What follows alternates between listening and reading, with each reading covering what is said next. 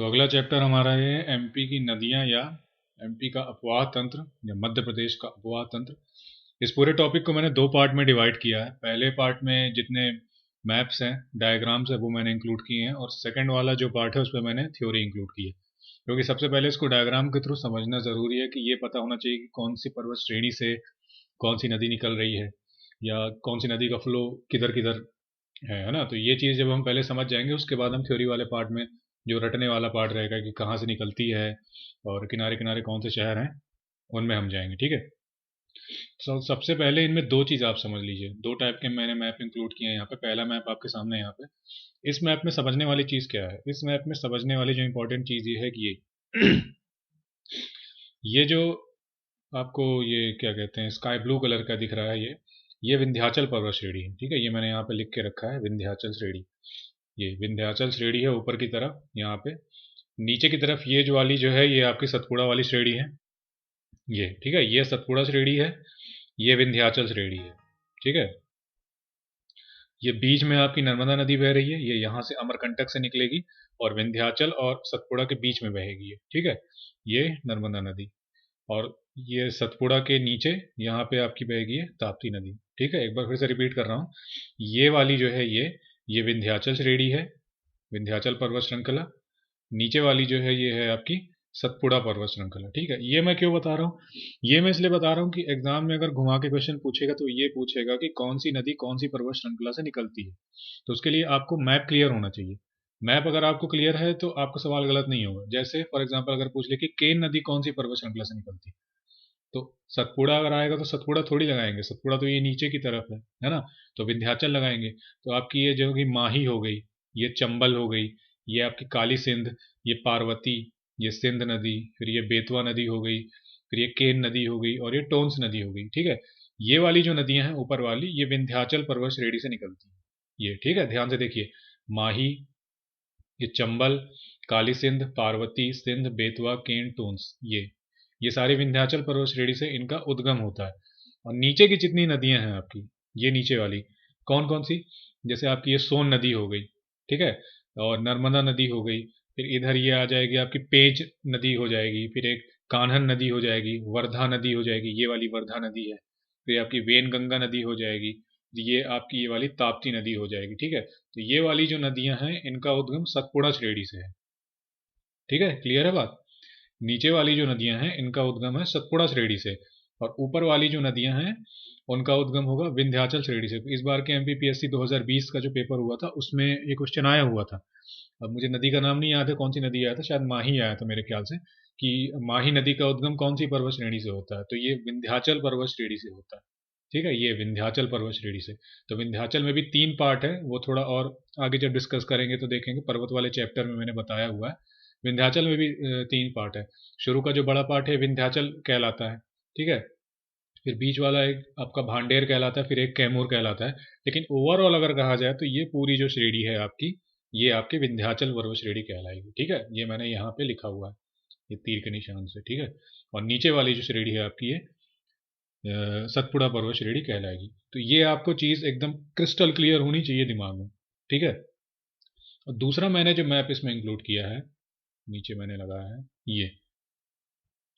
इस मैप में मैंने एक ओवरव्यू दिया है कि कौन सी नदी कौन से जिले से निकलती है और कहाँ कहाँ से होके अंतिम में कहाँ तक जाती है। ठीक है, थोड़ी बहुत इसमें प्लस माइनस हो सकता है कि एग्जैक्ट मैंने नहीं देखा कि उसी जिले से गुजरती है कि नहीं, लेकिन अपनी तरफ से मैंने पूरी कोशिश की है कि मैंने कई जगह सोर्स में ढूंढा, तो मुझे जहाँ जहाँ से जो जो चीज़ें मिली वो मैंने इसमें इंक्लूड की है।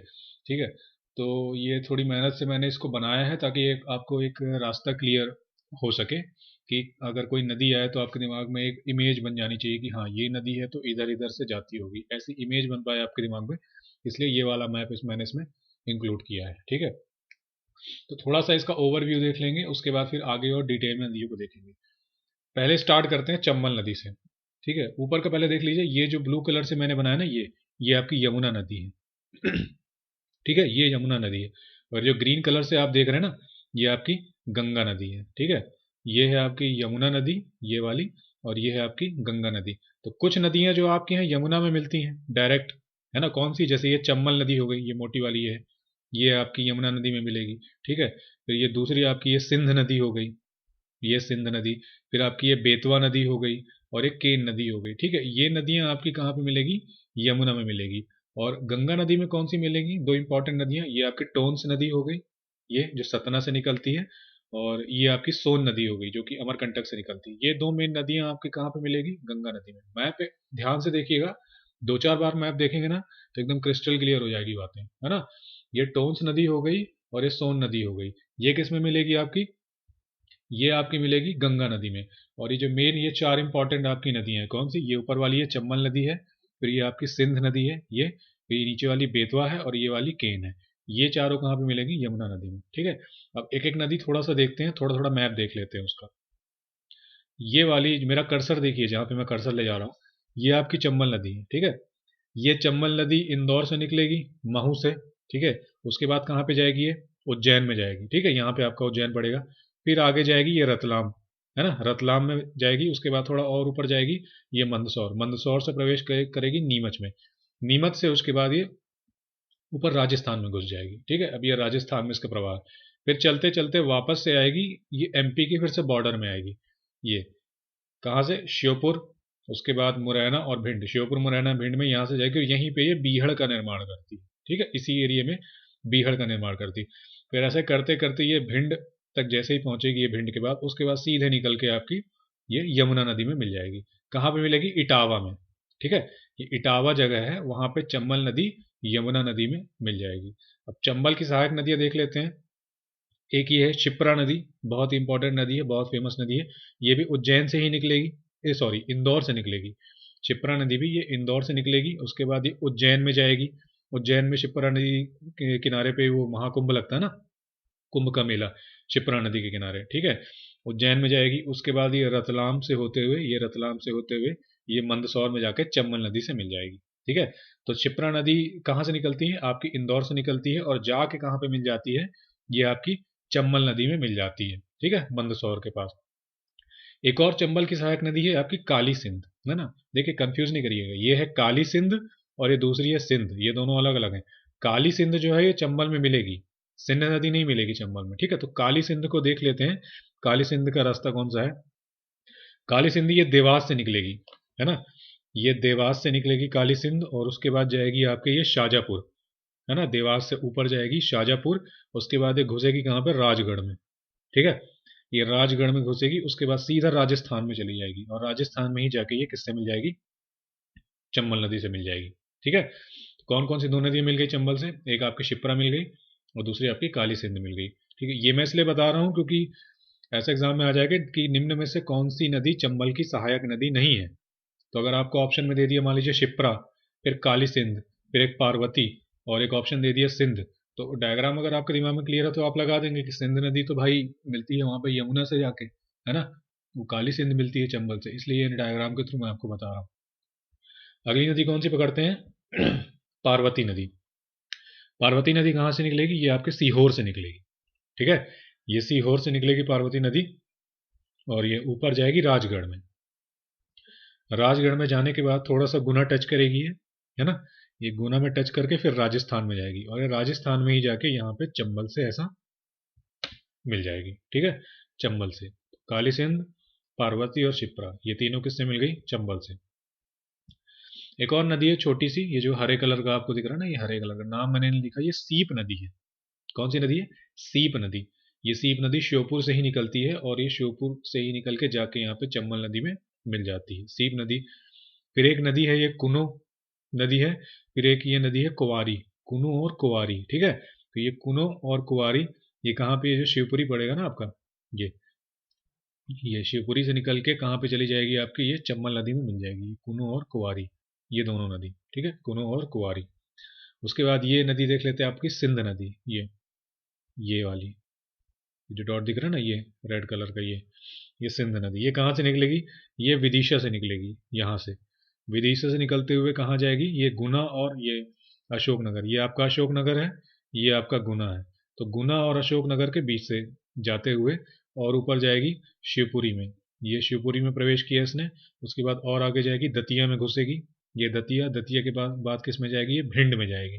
ठीक है, ये आपका भिंड है, और ये भिंड से आगे होते हुए उत्तर प्रदेश में प्रवेश करेगी और उत्तर प्रदेश में सीधे जाके किससे मिल जाएगी, यमुना से।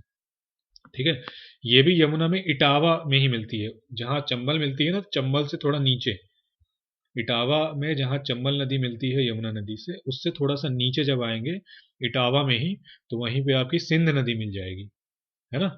सिंध नदी, तो सिंध नदी किस में मिलती है, यमुना नदी में मिलती है। और ये जो काली सिंध है ये किस में मिलती है, चंबल में मिलती है। ठीक है, अगली नदी बहुत इंपॉर्टेंट है, ये है आपकी बेतवा नदी। ये बेतवा नदी आपकी निकलेगी कहाँ से, रायसेन से। ये दिख रहा है ना ये डॉट आपका, मेरा कर्सर देखिए कहाँ पे, ये रायसेन से निकलेगी बेतवा नदी। रायसेन के बाद ऊपर जाएगी कहाँ पे, ये विदिशा में प्रवेश करेगी। ठीक है, ये विदिशा में, विदिशा के बाद जाएगी कहाँ पे, ये अशोकनगर में। जिले देखिए, देखते जाइए। ठीक है, ये विदिशा, रायसेन में ही आपका भोजपुर भी है और यहीं पे सांची भी है। ठीक है, और फिर ये ऊपर जाएगी विदिशा, विदिशा के बाद ऊपर और घुस के जाएगी ये शिवपुरी में, ये आपका शिवपुरी है। उसके बाद उत्तर प्रदेश में प्रवेश करेगी। ठीक है, उत्तर प्रदेश में प्रवेश करेगी और ये निवाड़ी में फिर जाएगी, एमपी में फिर घुसेगी निवाड़ी में। निवाड़ी में से होते हुए फिर ये जाएगी वापस से, ये यहाँ पे यमुना नदी में मिल जाएगी। कहाँ पे, हमीरपुर में, ये लिखा है मैंने यहाँ पे हमीरपुर। ठीक है, तो बेतवा नदी कहाँ मिल जाएगी, हमीरपुर में मिल जाएगी। निकलती कहाँ से है, जो आपकी रायसेन से निकलती। ठीक है, ये रायसेन से निकलती है, फिर रायसेन के ऊपर ये विदिशा पड़ेगा, विदिशा, विदिशा के बाद जाएगी अशोकनगर, और अशोकनगर के ऊपर जाएगी फिर ये शिवपुरी। शिवपुरी के बाद ये यहाँ पे प्रवेश करेगी कहाँ पे, उत्तर प्रदेश में, फिर ये निवाड़ी में जाएगी। उसके बाद सीधे जाके यहाँ पे यमुना नदी में हमीरपुर में मिल जाएगी। अब देखिए, अब इसमें मैप मैंने एकदम एग्जैक्ट नहीं बनाया कि इसी इसी जिले से होकर गुजरती है, जहां से मुझे जो जो सोर्स मिले हैं उनका यूज करके मैंने बनाया। तो इसमें थोड़ा सा प्लस माइनस हो सकता है ना। तो इसमें क्या, पीछे मत पड़ जाना कि अरे यहाँ से नहीं गुजरती है, फिर यहाँ से वहां जाती है, वहां से यहाँ जाती है। इस मैप को बनाने का मेरा ये उद्देश्य है कि आपके माइंड में एक ओवरव्यू क्लियर हो जाए कि कौन सी नदी कहाँ से निकलती है, उसका पाथ कौन कौन सा है, और कौन सी नदी किसकी सहायक नदी है। एक डायग्राम जब हमारे सामने बना रहता है ना, तो हमको चीज़ें जल्दी याद होती हैं, बजाय इसके कि जब उसको रटे जा रहे हैं, पढ़े जा रहे हैं। अभी 2-3 बार जब आप इस डायग्राम को देख लेंगे तो आपके दिमाग में चीज़ें क्रिस्टल क्लियर होने लग जाएगी कि कौन सी नदी का पाथ कहाँ पे है और कौन सी नदी की सहायक नदियाँ कौन सी है। ठीक है, बेतवा नदी के बाद ये एक हरे कलर की आपको दिख रहा है ना, ये धसान है। ये बेतवा नदी की सहायक नदी है धसान नदी, ये भी रायसेन से ही निकलती है। रायसेन के बाद ये आ जाएगी आपकी सागर में, और सागर के बाद आपकी प्रवेश करेगी ये टीकमगढ़ में, और टीकमगढ़ के बाद जाके उत्तर प्रदेश में किससे मिल जाएगी, बेतवा नदी में। ठीक है, तो धसान किसकी सहायक नदी है, बेतवा नदी की सहायक नदी है। और उसके बाद अगली बहुत इंपॉर्टेंट नदी पे आते हैं, केन नदी। केन आप जानते हैं ना, एक डब्ल्यू में रेसलर भी है केन। तो ये वाली जो केन है ये कहाँ से निकलेगी, ये कटनी से निकलेगी। ये कटनी में रीठी तहसील है यहाँ से। ठीक है, ये जबलपुर के बॉर्डर के बाद, कई सारी किताबों में जबलपुर भी लिखा रहता है, लेकिन मैंने कटनी लेके चला हूँ। मैंने यहाँ से कई 2-4 जगह मैंने और देखा है, तो कटनी को मैं ऑथेंटिक मैंने माना यहाँ पे। ठीक है, कटनी से निकलेगी केन नदी। उसके बाद कहाँ पे जाएगी, ये पन्ना में, है ना। पाथ देखो कहाँ पे जाएगी, ये पन्ना में। पन्ना से घुसेगी कहाँ पे, ये छतरपुर में। ठीक है, छतरपुर से ये वापस चले जाएगी कहाँ पे, उत्तर प्रदेश में प्रवेश कर जाएगी। ठीक है, उत्तर प्रदेश में प्रवेश करेगी और जाके सीधे ये बांदा में मिल जाएगी, है ना। केन नदी कहाँ से निकलेगी, ये कटनी से निकलेगी, कहाँ से, केन से, कहाँ से, कटनी। उसके बाद पन्ना में, पन्ना से छतरपुर में, और ये छतरपुर से सीधे जाके बांदा में यमुना नदी में मिल जाएगी। ठीक है, अगली नदी हम देखेंगे कौन सी, इंपॉर्टेंट है ये भी, टोन्स नदी या तमसा नदी के नाम से भी जाना जाता है इसको। ये है आपकी टोन्स नदी। ये कहाँ से निकलेगी, ये सतना से निकलेगी, है ना।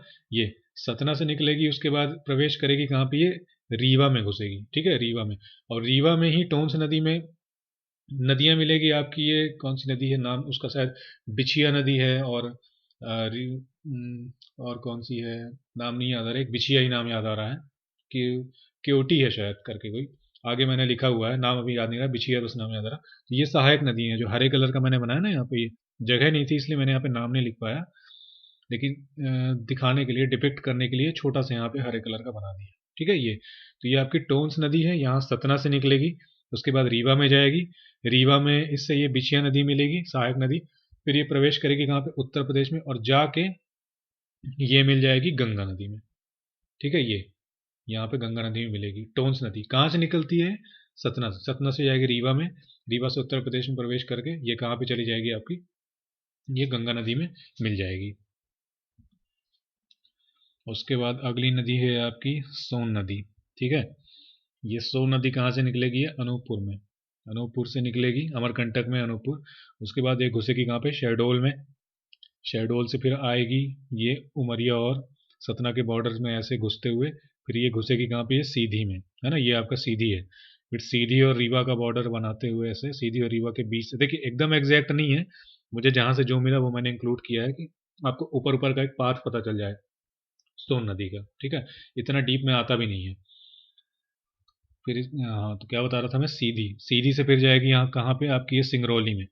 ठीक है, सिंगरौली से फिर वापस जब घुसेगी तो ये उत्तर प्रदेश में चली जाएगी। उत्तर प्रदेश का आपका सोनभद्र जिला है, वहां पे जाएगी। और ये कहाँ पे मिल जाएगी? ये पटना में जाके, पटना में दानापुर या कहीं कहीं दीनापुर लिखा रहता है, वहां पे पटना में दानापुर या दीनापुर में मिलेगी। ठीक है, एक बार और देख लेते हैं कहाँ से निकलेगी ये निकलेगी अनूपपुर अमरकंटक से। ठीक है, फिर कहाँ पे घुसेगी? ये शहडोल है आपका, ये शहडोल जिला है ना। मैप दो चार बार देख लीजिएगा मध्य प्रदेश का, तब जिले आपको पता चल जाएंगे कि कौन सा जिला है कहाँ पे। ये आपका शहडोल का जिला है। ठीक है, शहडोल से फिर जाएगी, थोड़ा सा उमरिया टच करेगी, उसके बाद ये घुस जाएगी कहाँ पे? ये सीधी में। फिर सीधी और रीवा के बीच से बहते हुए कहाँ पे घुसेगी? ये सिंगरौली, ये लास्ट जिला है सिंगरौली। और सिंगरौली से फिर बाहर उत्तर प्रदेश में घुस जाएगी। उत्तर प्रदेश में कौन सा जिला? ये सोनभद्र जिले में प्रवेश करती है और जाके सीधे ये गंगा नदी में मिल जाएगी। ठीक है, गंगा नदी में पटना के पास दानापुर या दीनापुर नाम की जगह है, वहां पे मिल जाएगी। ठीक है, तो ये ऊपर की नदियां हो गई आपकी सारी। नीचे की कुछ नदियां देख लेते हैं। ताप्ती नदी इंपॉर्टेंट नदी है। ठीक है, ये ताप्ती, ये कहाँ से निकलेगी? ये बैतूल, ये आपका बैतूल है। ठीक है, बैतूल से निकलेगी ताप्ती नदी। उसके बाद आगे जाएगी खंडवा, है ना, ये खंडवा।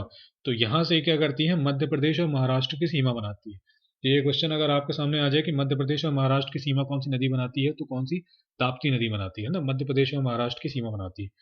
फिर ये आगे चल के यहाँ पे बुरहानपुर में घुसेगी, और बुरहानपुर के बाद से ये वापस से फिर से ये महाराष्ट्र में चली जाएगी। ठीक है, और महाराष्ट्र से जाके फिर आगे ये जाके आपकी अरब सागर में जाके समा जाएगी। ठीक है, कहाँ से? ये बुरहानपुर, बुरहानपुर से निकलेगी तो ये मध्य प्रदेश और महाराष्ट्र का बॉर्डर बनाएगी ये खंडवा। उसके बाद ये फिर से बुरहानपुर में घुस, सॉरी मैंने गलत बोल दिया क्या? बैतूल, बैतूल से निकलेगी। उसके बाद ये खंडवा को टच करेगी, टच करते हुए वापस से कहाँ से जाएगी? मध्य प्रदेश में घुसेगी बुरहानपुर में। ठीक है, ये आपका बुरहानपुर है। उसके बाद बुरहानपुर से वापस महाराष्ट्र में प्रवेश करेगी और सीधे जाके गुजरात में जाके अरब सागर में चली जाएगी, है ना। तो ये कौन सी नदी हो गई आपकी? ये ताप्ती नदी हो गई। एक और नदी अब देखते हैं, वेन गंगा नदी। ये है आपकी वेन गंगा। तो ये वेन गंगा आपकी कहाँ से निकलेगी? सिवनी से निकलेगी। ठीक है, वेन गंगा नदी सिवनी से निकलेगी। उसके बाद थोड़ा सा बालाघाट में भी जाती है, ये हल्का सा मैंने टच किया है, लेकिन बालाघाट में जाती है वेन गंगा, है ना। सिवनी से निकलेगी, बालाघाट में जाएगी, बालाघाट के बाद फिर ये महाराष्ट्र में प्रवेश कर जाएगी। ठीक है, वो महाराष्ट्र में प्रवेश करके यहाँ पे आके इससे वर्धा नदी आके मिलेगी। तभी वर्धा नदी और वेन गंगा का नदी का जो संगम है, कौन सा कहलाता है? ये प्राणहिता कहलाता है। ठीक है, वर्धा नदी और वेन गंगा नदी जब आपस में मिलती हैं और जो एक सिंगल धारा जो बनती है, उसे क्या कहते हैं? प्राणहिता कहते हैं। ये एग्जाम में कई बार पूछा जा चुका है। ठीक है, तो वेन गंगा कहाँ से निकलेगी आपकी? ये सिवनी से निकलेगी। सिवनी के बाद हल्का सा बालाघाट में जाएगी और उसके बाद महाराष्ट्र में प्रवेश करके प्राणहिता नदी बनाएगी और वापस से जाके यहाँ गोदावरी में मिल जाएगी। ठीक है, वर्धा नदी देख लेते हैं। ये बैतूल से निकलेगी आपकी, ये बैतूल से निकलेगी वर्धा नदी, और बैतूल से निकलते हुए ये छिंदवाड़ा में प्रवेश करेगी। ये आपका छिंदवाड़ा जिला है, छिंदवाड़ा में प्रवेश करेगी, फिर ये महाराष्ट्र में घुसेगी और फिर ये जाके वेन गंगा में ऐसे मिल जाएगी। तो वर्धा और वेन गंगा का जो संगम है क्या कहलाएगा? प्राण हिता कहलाएगा। कई बार एग्जाम में पूछा जा चुका है। ठीक है, दो छोटी छोटी नदियां यहाँ पे और हैं, एक पेंच नदी है और एक कान्हन नदी है। ठीक है, पेंच और कान्हन नदी। तो पहले पेंच नदी देख लेते हैं। पेंच नदी आपकी निकलेगी, ये जो मोटा दिख रहा है ना, ये ग्रीन कलर का मोटा, ये पेंच नदी मैंने बनाया है।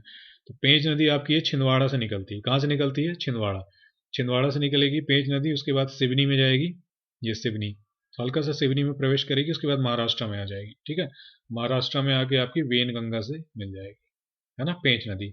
छिंदवाड़ा से निकलेगी, फिर सिवनी में हल्का सा घुसेगी यहाँ पे सिवनी में, और सिवनी में घुसने के बाद ये महाराष्ट्र में आएगी और जाके वेन गंगा से मिल जाएगी। और इसी पेंच नदी में एक छोटी सी नदी मिल जाती है कान्हन नदी, जो कि छिंदवाड़ा से निकलती है ना। ये पतला सा मैंने बनाया ना ग्रीन कलर का, तो ये कान्हन नदी है, छिंदवाड़ा से ही निकलेगी और ये जाके पेंच नदी में मिल जाएगी, है ना। तो ये ओवरऑल मैंने एक आपका व्यू बता दिया नदियों का। दो चार बार वीडियो को एक और देख लीजिएगा, अगर क्लियर नहीं होगा होगा तो यूट्यूब में डाला हुआ तो देखने में कुछ पैसे थोड़ी लग रहे हैं देखने में, तो दो चार बार और देख लीजिएगा। उसके बाद जो पीडीएफ है इसको थोड़ा रिवाइज कर लीजिएगा तीन चार बार। आंखों के सामने से चार पांच बार जैसे ही चीज़ निकलेगी ना तो ऑटोमेटिकली एकदम याद होने लग जाएगी, है ना। तो ये दो मैप मैंने आपको बताया नदियों के।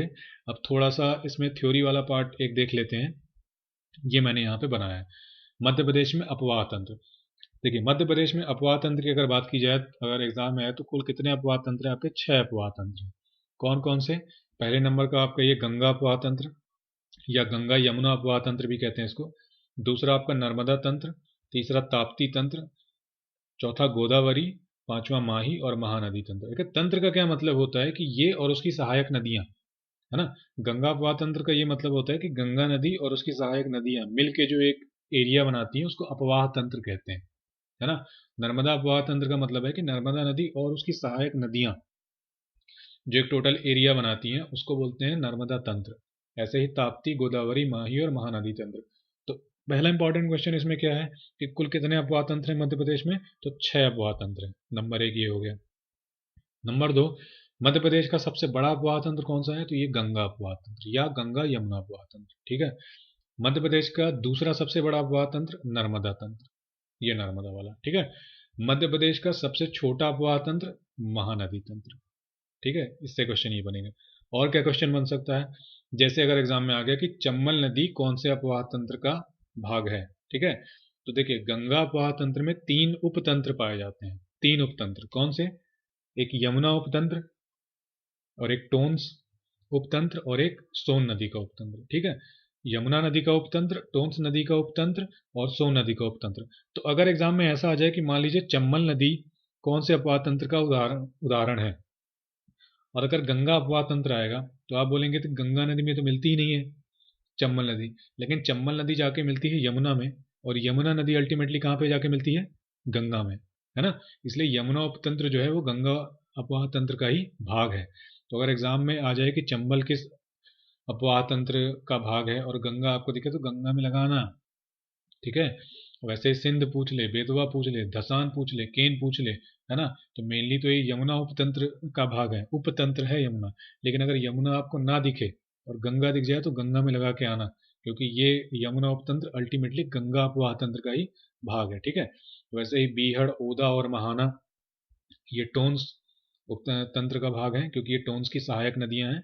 और सोन उपतंत्र का भाग कौन सा है? जोहिला, रिहंद, बनास और गोपत, क्योंकि ये सोन नदी की सहायक नदियां हैं, ठीक है। तो कुल मिला के मोटी मोटी बात ये है कि तंत्र का मतलब ये होता है कि वो मेन नदी और उसकी जो सहायक नदियां हैं, है ना। मेन नदी और सहायक नदी को मिला के जो बनता है उसको तंत्र बोलते हैं। तो तंत्र समझ में आ गया। ये मैंने बता दिया कि सबसे बड़ा अपवाह तंत्र कौन सा है? गंगा अपवाह तंत्र। दूसरा सबसे बड़ा अपवाह तंत्र नर्मदा अपवाह तंत्र, और सबसे छोटा अपवाह तंत्र जो है आपका महानदी अपवाह तंत्र, ठीक है। तो ये आपका थोड़ा सा थ्योरी वाला पार्ट हो गया। अब अलग अलग नदियों का मैंने यहाँ पे थोड़ा सा बनाया है डायग्राम, ऐसा, है ना। तो इस डायग्राम को थोड़ा सा देख लेते हैं। चंबल नदी का उद्गम देख लेते हैं, कहाँ से निकलेगी ये? महू, इंदौर से निकलेगी। कहाँ पे? जाना पाओ की पहाड़ी है। आगे थ्योरी में मैंने इसको इंक्लूड किया है तो उसकी टेंशन मत लीजिए। यहाँ पे सिर्फ डायग्राम आपको क्लियर करने के लिए बता रहा हूँ, ठीक है।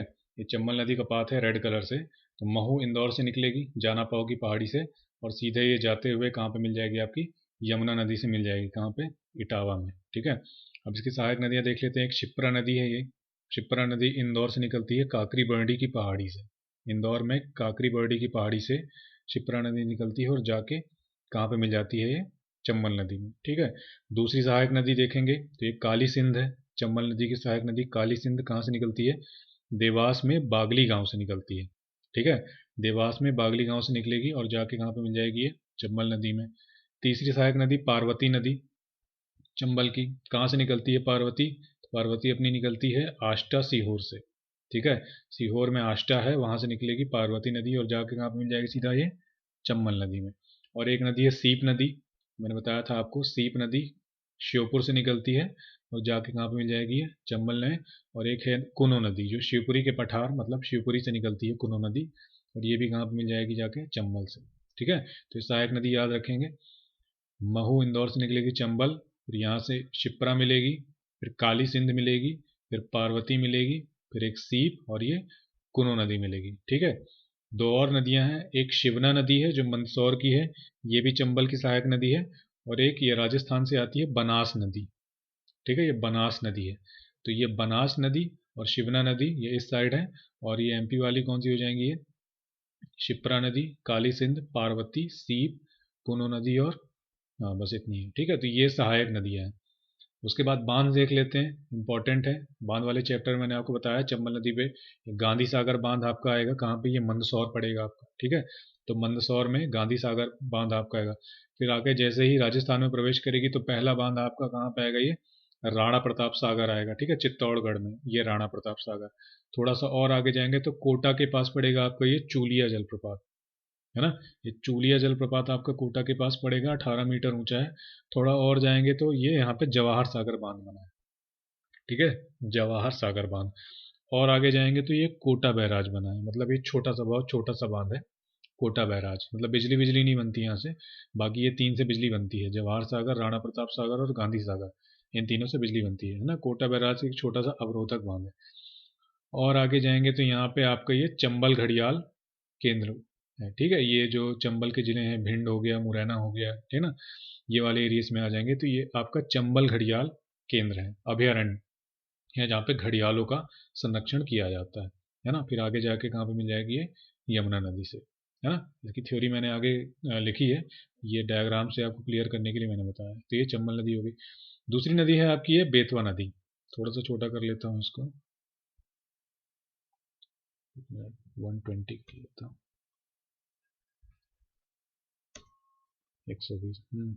हाँ ठीक है, इसमें शायद इतने में दिख जाएगा। बेतवा नदी तंत्र की बात करें तो बेतवा नदी कहाँ से निकलेगी, रायसेन के कुमरा गांव से निकलेगी। ठीक है, रायसेन के कुमरा गांव से निकलेगी और ये जाते जाते ये कहाँ पे मिल जाएगी आपकी, यमुना नदी में मिल जाएगी, ये हमीरपुर से। हमीरपुर उत्तर प्रदेश में यमुना नदी से मिल जाएगी। अब इसकी सहायक नदियां देख लेते हैं। एक है इंपॉर्टेंट नदी आपकी बीना नदी है, जो सागर से निकलती है। ठीक है, ये आपकी सहायक नदी है बीना नदी, ये मिल जाएगी आपकी इसमें बेतवा नदी में। उसके बाद एक आपकी जामनी नदी है ना। फिर आपकी ये कौन सी है, धसान नदी। ठीक है, तो बेतवा की सहायक नदी, ये केवल इतना ही आता है कि सहायक नदी किसकी है, तो बीना नदी हो गई, जामनी नदी हो गई और धसान नदी हो गई। ठीक है, तो ये किसकी सहायक नदी है, बेतवा की सहायक नदी है। अब बेतवा का पाथ आप देख लेते हैं, ये रायसेन का कुमरा गांव है, यहाँ से निकलेगी। फिर ये भोजपुर है, भोजपुर कहाँ पे पड़ेगा, रायसेन में। यहाँ से आपको क्या याद हो जाएगा कि कौन सी नदी के किनारे कौन सा शहर है, भोजपुर पड़ेगा। फिर सांची आपका पड़ेगा, ये भी रायसेन में ही है। ठीक है, फिर ये विदिशा से निकलेगी, विदिशा में आपकी कौन सी परियोजना पड़ेगी, आपकी सम्राट अशोक सागर परियोजना, ये आपकी पड़ेगी। ठीक है, विदिशा में। उसके बाद आप आगे जाएंगे तो अशोकनगर में जाएगी, चंदेरी पड़ेगा। चंदेरी कहाँ पे है, अशोकनगर में। फिर आगे जाते जाते यहाँ से ये उत्तर प्रदेश में प्रवेश कर जाएगी। ठीक है, उत्तर प्रदेश में ललितपुर में आपकी दो परियोजनाएं मिलेंगी, एक राजघाट परियोजना मिलेगी बेतवा नदी के ऊपर, और एक आपकी माता टीला परियोजना पड़ेगी। ठीक है, ये उत्तर प्रदेश में है दोनों, राजघाट परियोजना और माता टीला परियोजना। ये राजघाट परियोजना को ही महारानी लक्ष्मीबाई परियोजना के नाम से जाना जाता है। कई जगह माता टीला परियोजना को भी लिखा हुआ है, लेकिन मैंने और दो चार जगह से वेरीफाई किया तो राजघाट परियोजना ही उसमें दिया गया है। ठीक है, तो ये महारानी लक्ष्मीबाई परियोजना है। और आगे जाएंगे तो ये निवाड़ी में प्रवेश करेगी, फिर ये निवाड़ी का ओरछा। एग्जाम में कैसे आएगा, ओरछा किस नदी के किनारे है, बेतवा नदी के किनारे। विदिशा किस नदी के किनारे है, सांची किस नदी के किनारे है, भोजपुर किस नदी के किनारे है, रायसेन किस नदी के किनारे हैं, तो ये सब किसके किनारे है, बेतवा नदी के। ठीक है, फिर और आगे जाएंगे तो परीक्षा बांध पड़ेगा आपका उत्तर प्रदेश में, और फिर ऐसे ही जाएंगे तो ये हमीरपुर में जाके मिल जाएगी। ठीक है, तो ये आपका पाथ हो गया किसका, बेतवा नदी का। ये और इम्पोर्टेंट है इसमें ये भालकुंड प्रपात, ये एग्जाम में पूछा जा चुका है। भालकुंड प्रपात ये बीना नदी पे बना हुआ है। ठीक है, भालकुंड प्रपात बीना नदी पे मिला हुआ है, कहाँ पे, सागर में है ना। भालकुंड प्रपात सागर में है, बीना नदी के ऊपर बना हुआ है। बीना नदी किसकी सहायक नदी है, बेतवा नदी की। ठीक है, तो ये है आपका बेतवा नदी का पाथ। दो तीन बार और इसको देखिएगा, क्लियर हो जाएगा। केन नदी देख लेते हैं, केन, डब्ल्यू का केन। तो ये कहाँ से निकलेगी, कटनी से निकलेगी। इसमें बस इतना याद रखिए इंपॉर्टेंट कि ये कटनी से निकलती है, कटनी की रीठी तहसील में से निकलेगी केन नदी, और जाके कहाँ पे मिलती है, सीधे ये यमुना नदी में मिल जाएगी। कहाँ पे, बांदा जिले में मिलेगी, चिल्ला घाट है एक, वहाँ पे यमुना नदी में मिलेगी। अब केन नदी में क्या इंपॉर्टेंट है, ये तो मैंने छोटी छोटी लिख दी है, लेकिन ये उतनी इंपॉर्टेंट नहीं है। केन नदी में इंपॉर्टेंट ये है कि केन नदी पन्ना टाइगर रिजर्व के बीच से निकलती है, ये ठीक है। पन्ना टाइगर रिजर्व के बीच से निकलती है केन नदी। और केन नदी पे ही बना हुआ है कि आपका गंगऊ बांध, ये गंगऊ बांध बना हुआ है। और आगे जाएंगे तो ये केन घड़ियाल केंद्र, ये पन्ना छतरपुर में बना हुआ है, पन्ना छतरपुर में केन घड़ियाल। और स्नेह जलप्रपात, ये भी केन नदी पर है। और उर्मिल नदी, ये इंपॉर्टेंट है, किसकी सहायक नदी है, ये केन नदी की सहायक नदी है। तो इसमें इतने इंपॉर्टेंट पॉइंट है क्या, कहाँ से निकलती है ये, कटनी से निकलेगी, रीठी तहसील से। उसके बाद आगे जाएगी तो पन्ना टाइगर रिजर्व के बीच से निकलेगी, फिर गंगऊ बांध है उसमें, फिर केन घड़ियाल केंद्र है पन्ना और छतरपुर की सीमा में, फिर स्नेह जलप्रपात है। उसके बाद सीधे जाके कहाँ पे मिल जाएगी ये, यमुना नदी में, है ना। यमुना नदी में कहाँ पे, बांदा जिले में, चिल्ला घाट में, है ना। और उर्मिल नदी किसकी सहायक नदी है, केन नदी की सहायक नदी है। ये है